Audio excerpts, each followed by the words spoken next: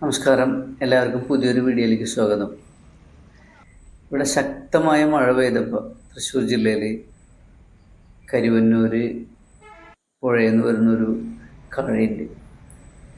അത് തകർന്നപ്പോൾ ഈ കനോലി കനാലിലേക്ക് ശക്തമായി വെള്ളം വന്നുകൊണ്ടിരിക്കുകയാണ്. പല ഏരിയയിലേക്കും വെള്ളം ഇങ്ങനെ കയറിക്കൊണ്ടിരിക്കുകയാണ്. ഞങ്ങൾ ഈ പുഴ ഏരിയത്ത് താമസിക്കുന്നതാണ്. പുഴക്കൊന്നും അധികം വ്യത്യാസമില്ല. അപ്പോൾ നമുക്ക് ഇതിൻ്റെ ശക്തമായ ഒഴുക്ക് കണ്ടപ്പോൾ അതൊന്ന് കാണിക്കണം, അല്ലെങ്കിൽ അതിനോട് ബന്ധപ്പെട്ടുള്ളൊരു വീഡിയോ ചെയ്യണം തോന്നി. 2012 പ്രളയത്തിൻ്റെ ചില ഭാഗങ്ങൾ കൂടി ഈ വീഡിയോ ഉൾപ്പെടുത്തിയിട്ടുണ്ട്.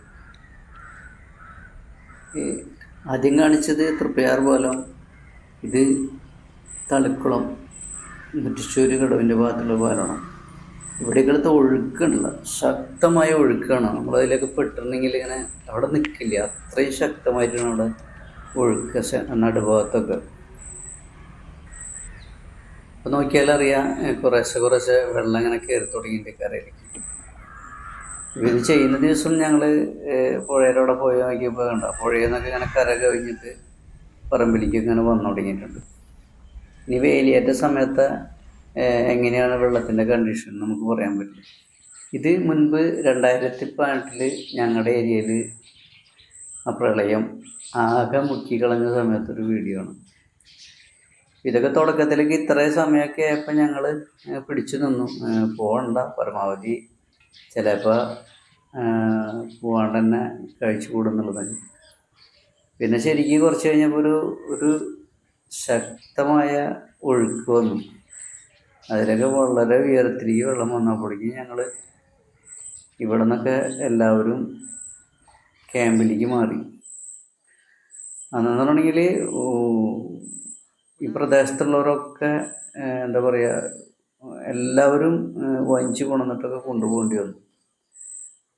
എല്ലാവരും ഇതേപോലെ തന്നെ കുറേ ക്ഷമിച്ച് നിന്നു. കാരണം കുറേ കാലങ്ങൾക്ക് ശേഷമാണ് അത്രയും വലിയ പ്രളയം ഈ ബാധിച്ചത്. അതിനുശേഷം ഇവിടെ ഉണ്ടായിരുന്നവരൊക്കെ ഭൂരിഭാഗം ആളുകളും ക്യാമ്പിലേക്ക് മാറി.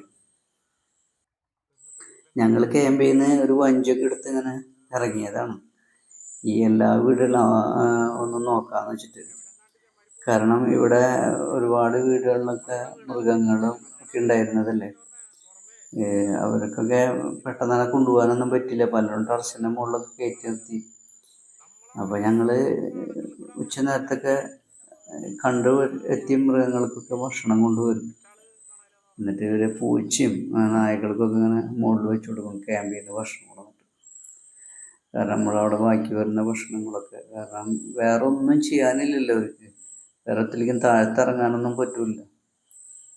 പ്രകൃതി ദുരന്തങ്ങൾ നമ്മളെ ഒരുപാട് പാഠം പഠിപ്പിക്കുന്നുണ്ടല്ലേ. കരുണ, സ്നേഹം, സഹായം, ഇതൊക്കെ നമ്മൾ ഓരോരുത്തരും മറന്നു പോകുമ്പോൾ അത് ഓർമ്മിപ്പിക്കുകയാണ് പ്രകൃതി. എന്താണ് നമ്മുടെ മുന്നിൽ കിടക്കുന്ന ഈ ദുരിതമനുഭവിക്കുന്നവർക്ക് എങ്ങനെയാണ് നമ്മൾ സഹായം എത്തിക്കേണ്ടത്, എങ്ങനെയാണ് അവരുടെ ജീവൻ നിലനിർത്തേണ്ടത്, എങ്ങനെയാണ് അവരെ പുനരധിവസിപ്പിക്കേണ്ടത്, ഇത്തരം കാര്യങ്ങൾ ഈ സമയങ്ങളിൽ ചിന്തിക്കാത്ത ആരും ഉണ്ടാവില്ല. പ്രത്യേകിച്ച് ക്യാമ്പിൽ നിന്നവർക്ക് വലിയൊരു അനുഭവമാണ്.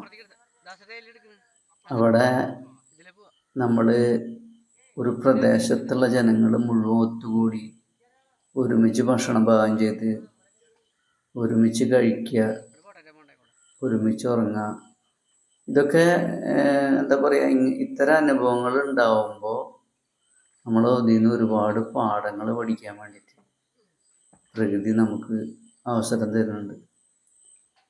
ദുരിതങ്ങൾ ഇല്ലാതിരിക്കില്ല, അത് ഏത് കാലഘട്ടങ്ങളിലും വരും പോവും, അത് തടുക്കാൻ പറ്റില്ല. പക്ഷെ അതിൽ നിന്ന് നമ്മളെന്ത് പഠിച്ചു എന്നുള്ളതാണ്. ഇപ്പം നമ്മൾ ഈ സമയത്ത് വലിയൊരു ദുരന്ത സാഹചര്യങ്ങളിൽ കൂടെയാണ് കടന്നു പോയിക്കൊണ്ടിരിക്കുന്നത് അല്ലേ. വയനാടത്തെ ഒരുപാട് ഞെട്ടിക്കുന്ന വാർത്തകളാണ് നമുക്ക് വന്നുകൊണ്ടിരിക്കുന്നത്. നമ്മുടെ ഉറ്റവർ, സഹജീവികൾ ഒക്കെ ഒരുപാട് കഷ്ടപ്പെട്ട് ഒരുപാട് ദുരിതത്തിൽ കൂടെയാണ് നീങ്ങിക്കൊണ്ടിരിക്കുന്നത്. അപ്പോഴും നമുക്കിതൊക്കെ ഓർമ്മയുണ്ടാവണം.